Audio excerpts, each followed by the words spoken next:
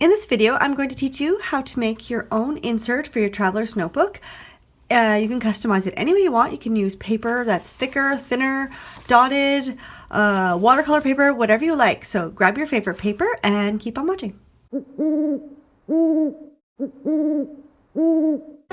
In this video, I'm going to teach you how to make your own inserts if you're in a traveler's notebook. You can buy them, of course, but sometimes you just want it to be a little bit more custom. So this one, for example, is my Erin Condren, an Erin Condren notebook, and I have it in here. And it's great for the purpose that I want, but I wouldn't use this one for my book with all my lists in because the paper is a little thin, and it's lined.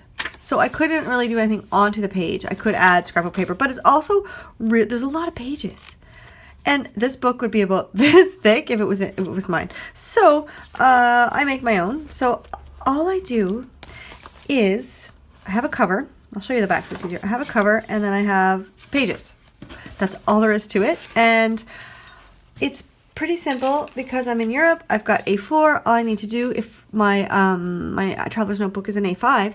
So all that I am going to do is cut down a piece of pattern paper to A5, like A4 size. Done. Then I'm going to layer some paper on top, and then I'm going to sew down the middle. And that's it. That's really all there is to it. But I'm going to give you a tip here. So you can make sure you get the center.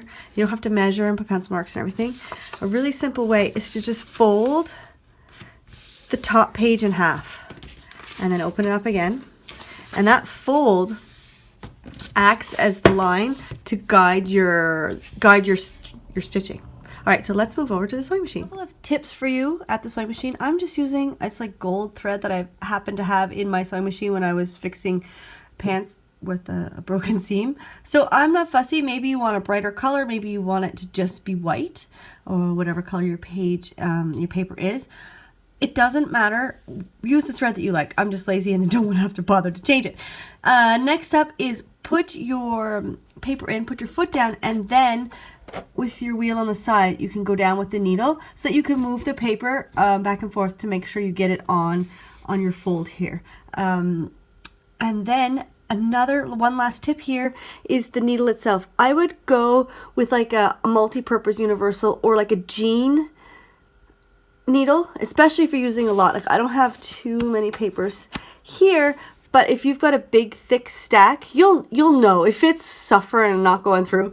Take a few sheets out, but if you use a jean needle, it'll work a little bit better. I'm not going to bore you with the actual stitching. It's really loud, but I'm going to do this and I'll meet you back at my table. All right, you see I have actually quite a straight line. I'm not the best with straight stitches. I could do crazy sewing, but when it comes to straight stitches, I suck. But anyway, so once you have that done, all you're going to do next is to fold in your pages. And you can just fold the whole thing and squash it down, but I find I get a better fold and more even, and it turns out nicer when I do it this way. I don't know why. I guess because it's a little bit more more care, I guess, taken. And I just go a few on one side and then I'll flip it over and go a few on the other side. Otherwise, sometimes the folds can get a bit wonky. That's probably good there. It's a little bumpy, but we're okay. There. And then, if you'll notice here that I have extra paper peeking out. I don't like that. If you like it, you can, even this size even worse. If you don't mind that, you can leave it, but it bothers me. So I'm going to take it off. Probably a guillotine type paper cutter would be better, but I don't have one of those. So I'm just going to use this. And it's really annoying because it doesn't work. You have to go like a few pages at a time. So I'll take this up and I'll take those out. And I'll put this back down. I'm holding the book the whole time so it doesn't wiggle or move. And then, actually that one didn't do too bad. Sometimes it can be a real pain.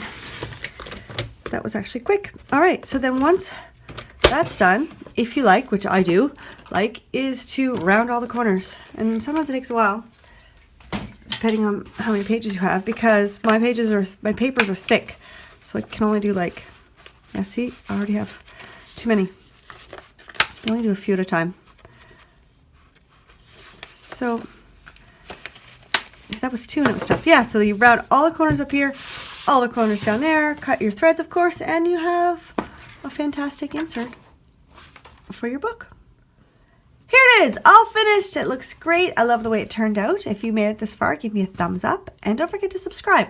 And if you want more information on how to fill up your brand new book, then pop over to my brand new class. It's called Creative Lists for Planners, and it's at Big Picture Classes, and I've got lots of different inspiration for you to fill up your book. So pop on over there. I'll give you a link.